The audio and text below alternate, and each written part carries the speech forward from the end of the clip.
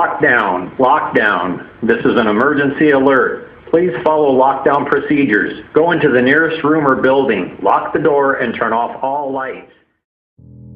This happened to me in my first week of freshman year of high school. It was August of 2007. It was a Monday and I had just got into second period, which was English class. I really enjoyed English class because we often played games and the work we occasionally got was very easy. Anyway, I walk into class and the first 5 minutes go by without problem, but that wouldn't last very long. I vividly remember playing Jeopardy, and my friend Alex had just answered a question when the lights went out. We were all confused, and my teacher, Mr. Brown, went to call the principal but the phone didn't work. Mr. Brown told us that the power had went out. Mr. Brown turned on the backup lights and class resumed. Right after that, the intercom screeched in a high pitch, and a frantic voice I recognized as the vice principal quietly said we were in a lockdown. After that, she started to say something else when the intercom cut off, leaving us in silence and darkness. Some kids started joking around and laughing, but everyone shut up when there was a loud scream in the hallway. Mr. Brown told us all to sit in the corner, and he quickly shut and locked the door. I remember trying to text my mom but there was no cell service. Someone had turned off the internet. Some kids were crying and others were writing messages to their family in a notebook in case they didn't make it. We sat in the corner for about 10 minutes, and at that point most of the adrenaline had worn off and we started to feel less worried. I remember that at the exact time I finally calmed down there was a gunshot right outside our classroom door. All of us instantly went silent. All I could hear was the sound of the school air conditioning and the breathing of my classmates. Soon an old lady asked if we could let her in. Mr. Brown got up and asked the woman who she was. She said she was a substitute teacher. Mr. Brown asked her who she was subbing for and she paused for around 20 seconds, then answered Mrs. Smith in an unsure voice. Mr. Brown instantly went quiet and slowly walked back to us. He whispered to us that there was no teacher named Mrs. Smith. The woman started saying something along the lines of "Please, trust me," but we all ignored her. She said "please" again, this time a little agitated. No answer. She started banging on the door and screamed this time "please." She started crying and went silent. I was happy, because it sounded like she had left. My friend Alex started talking to me and some kids were joking with each other and laughing. I started to feel better and asked Mr. Brown if he could call the principal now. He opened his mouth to answer my question, but right as he was about to speak the lights went out. But this time it was pitch black. And when I say pitch black I mean pitch black. I heard Mr. Brown rummaging around his desk and swearing under his breath. I went to grab my backpack which had my phone. I wanted my phone because I could use its flashlight but my backpack was nowhere to be found. I knew it was near my desk but I knew I couldn't find it in the pitch black. I went to ask Alex if he had his phone when there was another gunshot. Mr. Brown screamed at us to be quiet but everyone was crying and yelling so it was impossible to hear anything. The class only went silent when the sound of the classroom door creaking echoed through the room. I swear it was so quiet you could hear a feather drop. I couldn't even hear the sound of my own breathing. As soon as the classroom went quiet, the sound of the door closing was all I heard. After that, I heard nothing. Nobody said a word. It was literally something that you would see in a horror movie. I suddenly heard the sound of Mr. Brown's scream followed by a gunshot. This gunshot was the loudest yet, so I knew the shooter was in the classroom. I knew I would have to do something fast. My first thought was to sprint out the door, but I knew I would run into something, making sound. I grabbed a pen that was on the ground and threw it to the other side of the classroom. I heard footsteps quickly walking to that side of the room and I knew it was now or never. I took a deep breath and sprinted in the direction of the door. I ran into desks and other kids, but I didn't care about how much sound I made. I eventually made it to the door and ran into it. I grabbed the handle and literally pulled it off while opening the door. I swung the door open and dived to the left of the door. Right after I jumped, I heard a gunshot hit a locker in the hallway. The hallway was still dark, but the windows illuminated the general area of the hallway, so I started sprinting to the main entrance. Before I took the turn to exit the building, I looked behind me. There was two dark figures staring at me from like 25 feet down the hall. One of them waved at me and I instantly sprinted out of the building. I ran down the block where I saw police cars speeding to the school. I waved one of them down and told them all of the information I had. They called me a taxi and I was driven home 15 minutes later. When I got home, my mom was crying while watching the news. I ran and gave her the biggest hug I have in a while. The next day, I read the news article online about the lockdown. We had lost 3 lives during the whole event, including Mr. Brown, and 1 man was caught with an AK-47 trying to flee the scene. The scariest part was that the old woman we heard outside of our door was a hostage the shooter was using to get classrooms to open the door. She was killed for not getting us to open our classroom door. I still feel guilty to this day, and I still wonder who those 2 figures I saw were. Were they accomplices, or something more paranormal? The school shut down after the incident, and I have had years of therapy. I will never look at that high school the same way again.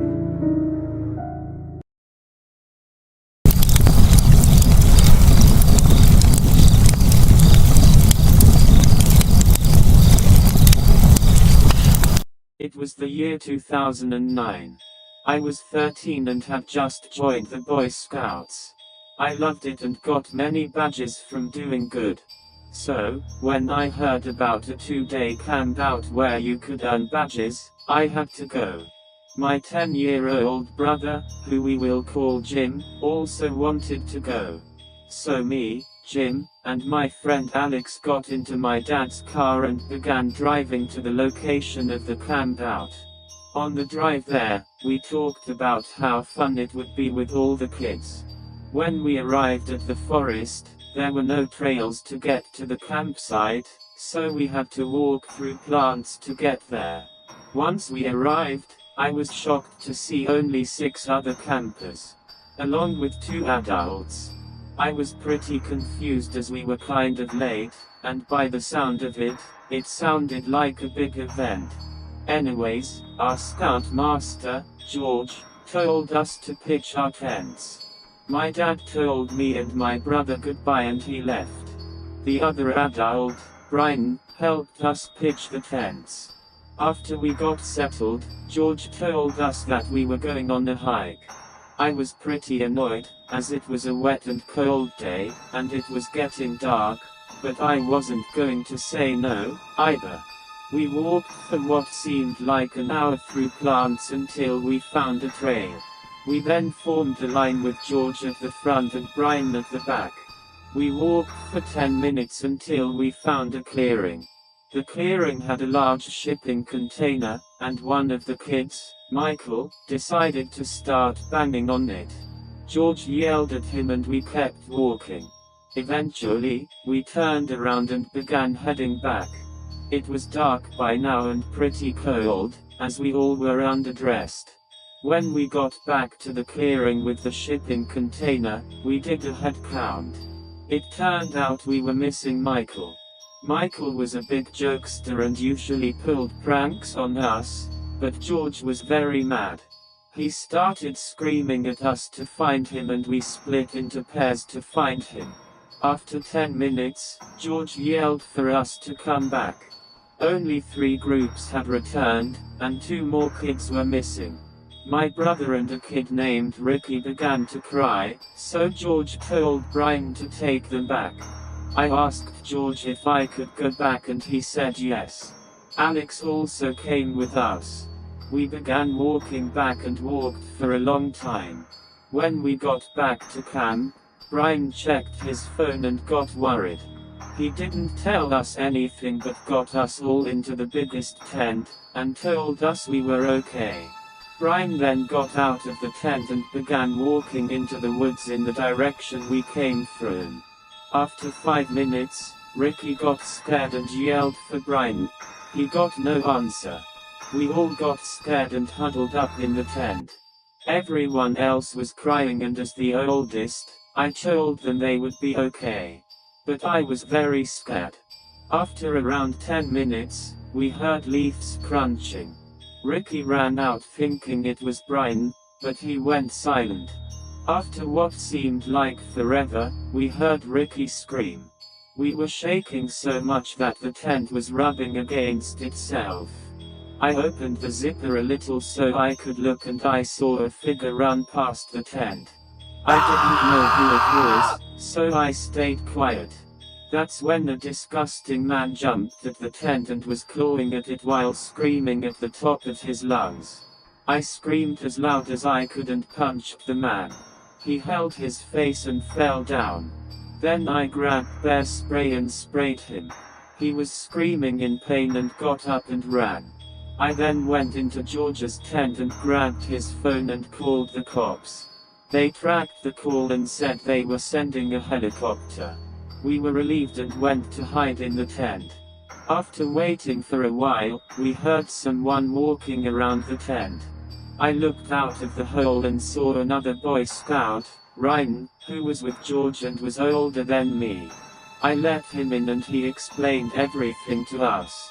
Apparently, when they were looking for the missing campers, they were chased by a man with a shotgun. Ryan told us that George and another camper were shot trying to run. The man with the gun brought Ryan to the gross old man that tried to attack us earlier. The man tried to chain Ryan up in the shipping container where he saw Michael and the two missing campers. Ryan then punched the man and hid behind a tree. The man ran in the wrong direction, so Ryan started walking back to the campsite.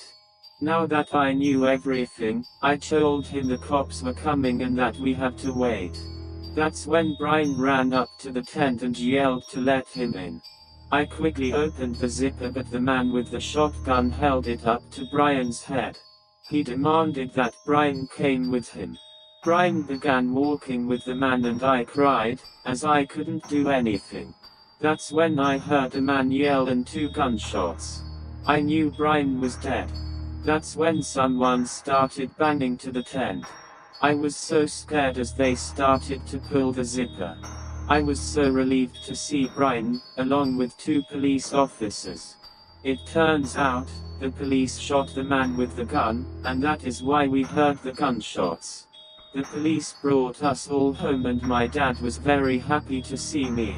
I still have a fear of the woods to this very day.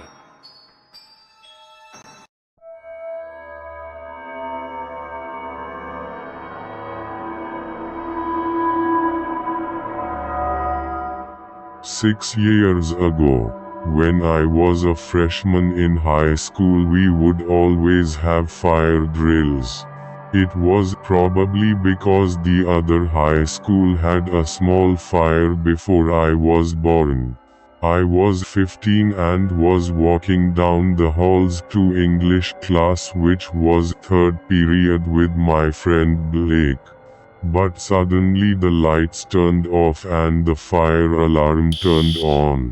I just thought it was an ordinary fire drill, so I kept walking to class. Suddenly a middle-aged man wearing a black sweatshirt and camo pants with black hair said to follow him. Blake asked who he was and he said he was a substitute teacher and that the principal told him to bring kids in the hallway outside for the fire drill.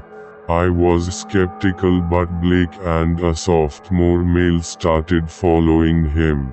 I asked him for a name and he said his name was Tyler. Me, being a dumb kid, started following him as he took us out a back exit.